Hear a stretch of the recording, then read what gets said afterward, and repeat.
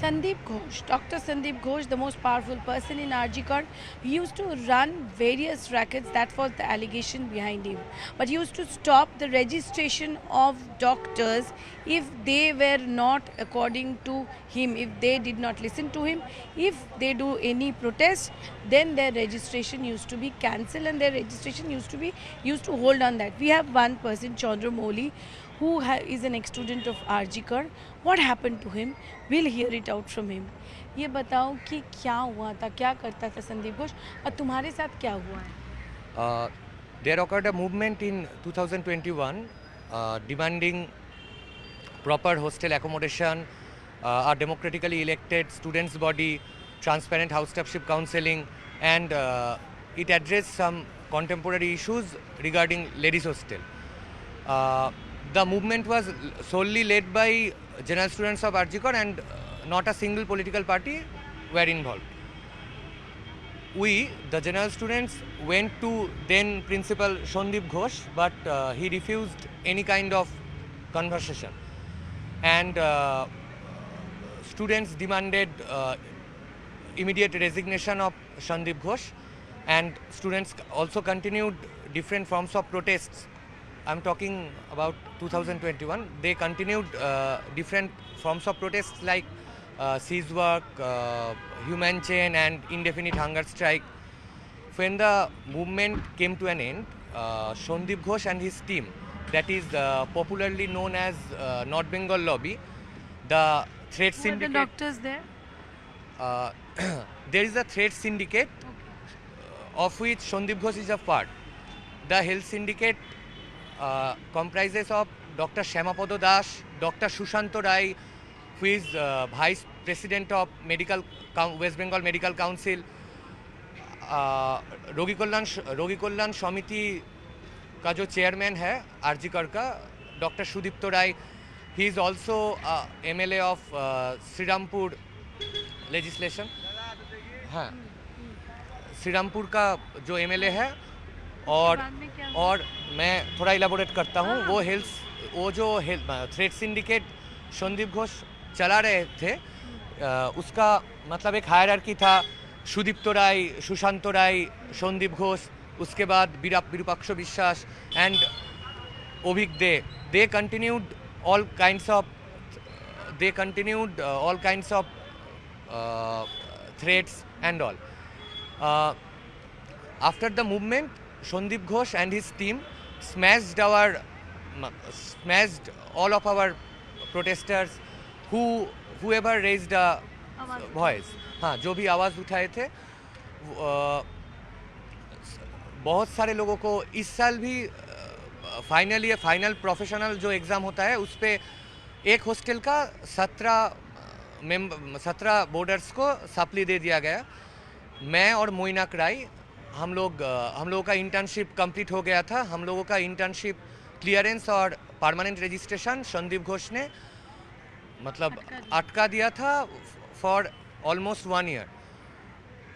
हम लोगों को हाई कोर्ट पे जाना पड़ा और हम लोग एक केस फाइल किए. उसके बाद हम लोगों को रजिस्ट्रेशन मिला.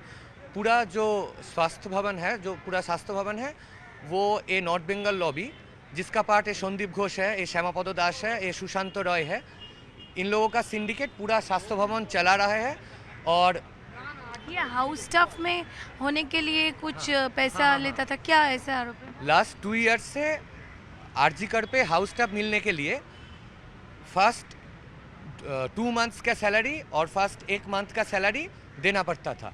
मतलब 1 मंथ मतलब 3 मंथ 3 महीने का नहीं, 2 मंथ और 1 मंथ का. उन लोगों के साथ ये जो थ्रेड सिंडिकेट है उसका पर्सनल रिलेशन कैसा है, इसके ऊपर बेस करके मतलब तुम्हें हाउस स्टाफशिप मिलेगा, पर तुम्हें फर्स्ट मंथ का जो सैलरी है वो TMCP का फंड पे और फेस्ट का फंड पे देना पड़ेगा. यही. और क्या तुमसे ऐसा मांगा गया था? हम लोगों का बैच का पूरा जितना भी हॉस्टलाइट थे, किसी को भी हाउस स्टाफशिप काउंसलिंग पे बैठने ही नहीं दिया.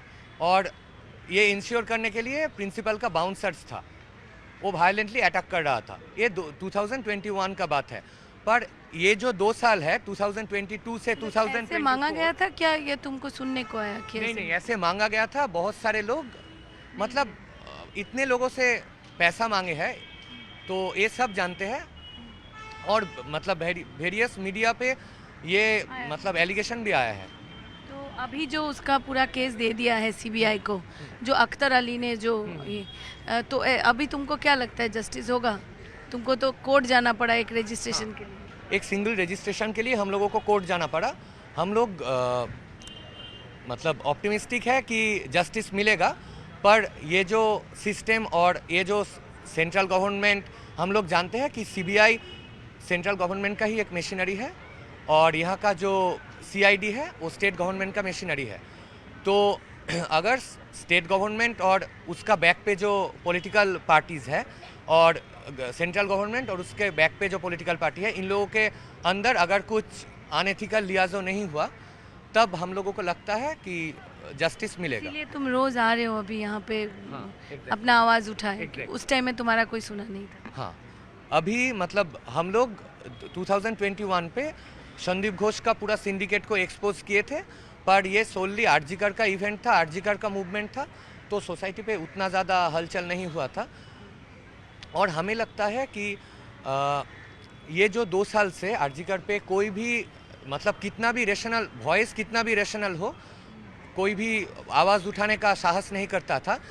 इसलिए जो आरजीकर का पूरा एनवायरनमेंट पे जितना भी सफोकेटिंग मतलब जितना भी सफोकेटिंग फीचर्स आया है, जितना भी सफोकेटिंग हो गया है, तो ऐसे सफोकेटिंग एनवायरनमेंट पे ही जितना भी हेनियस क्राइम्स होता है वो होने का स्कोप रहता है, क्योंकि एविडेंस टेम्पर्ड होने का पूरा स्कोप प्रिंसिपल ने दिया था।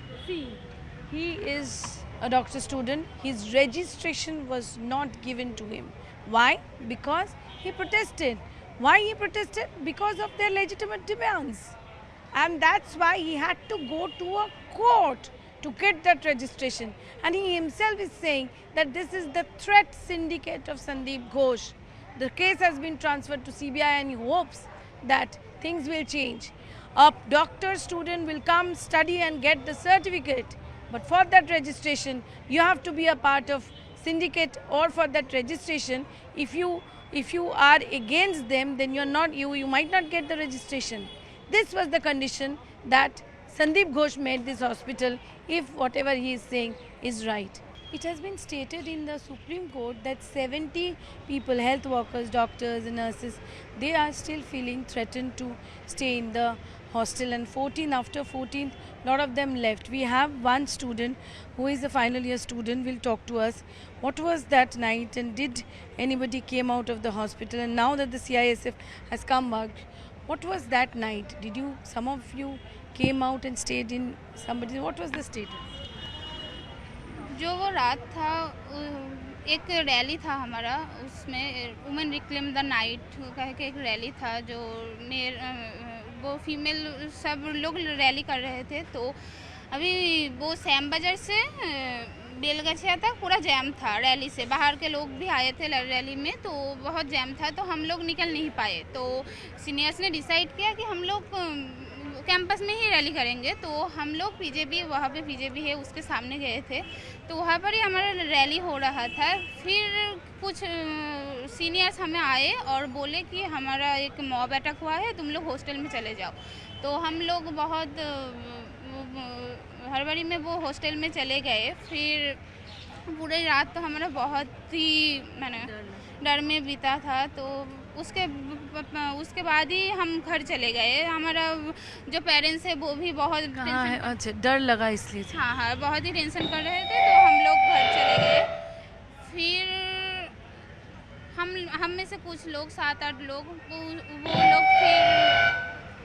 वो लोग फिर हमारा जो डर था वो कम हुआ, तो हम लोग फिर लौट के आए, क्योंकि हमारा सोच यही है कि अभी जो रेपिस्ट है वो यहाँ पर ही घूम रहे हैं। एक लोग को अरेस्ट किया है, तो वो तो हमें नहीं लगता है वो क्रिमिनल है, वही क्रिमिनल है, वो भी नहीं लगता है। तो चले गए थे, फिर अभी CISF देख के क्या है? CISF देख के ही नहीं आए हैं, हमारे बाद में CISF आया है। CISF कितने दिन यहाँ पर रहेंगे वो भी एक सवाल है हमारे मन में। हाँ, अभी भी डर है उस बात का। तो अभी तक जो कल्प्रिट है, एक तो नहीं है, बहुत सारे हैं, वो तो हमें समझ में आ रहा है। तो वो जितने दिन अरेस्ट हो रहे हैं तो अभी जो रह रहे हो डर लग रहा है? हाँ, डर तो लग रहा है। हम लोग हॉस्टल में ज़्यादा कोई नहीं है, 80% तो घर चले गए अभी तक, तो डर का माहौल तो है हॉस्टल में अभी तक। Tell me what happened that night. What is the hostel situation now? And did you go back and then come back? So at that particular threatening night, we all literally ran for our lives. We were scared to death. That was the situation, and we are still scared. All of us are still scared, especially the women doctors, especially the female working staff of this hospital. They came inside and attacked you all also. They tried to get inside the hostels. They got inside the nursing hostel, like not from the outside. They gave threats to our nurses and our nursing staff, various threats, including rape threats. So most people, they fled for their lives just the next day. And at present situation that we stand here is a very fearful situation where we do not have a working force. So how do we go back to our duties? And if we come back to our duties, number one, will this incident, the crime that happened, will it not happen to us? Who's assuring us? Who's giving us? Who's taking the responsibility? And second, will these goons not come back? That day, did you go back, or we were putting up? No, we were all hiding under the benches, tables, toilets, everywhere. We were hiding in whichever place we could find safety. We could find a place to hide and literally save our life. And next day, did you go back home and again came? No, we couldn't. Many people actually left, but some of us couldn't go back. Some of us had to take things they had to bring things into order, had to be here, because of course we want the protest to be running and we do not want our protest to be vandalized. And some of them, the hostel is still, a lot of people are not there. But the CISF and all have come. Do you think that it's going to give any protection? Yes, CISF is there. Armed personnel is here. So that is a sense of security. But most people that have fled home either have no idea what's going on or are literally scared to life, that they are not having the courage to come back. So we really need assurance from the guardian of this hospital. You're living with fear. Yes, we are living with fear. This is the condition. Just imagine, it was 14th night, and today also, if the hostel is less number of doctors, then you can imagine what they have gone through when they got rape threats and all this. This is Komalika Sengupta with Anshuman Roy reporting for CN News 18 from Kolkata.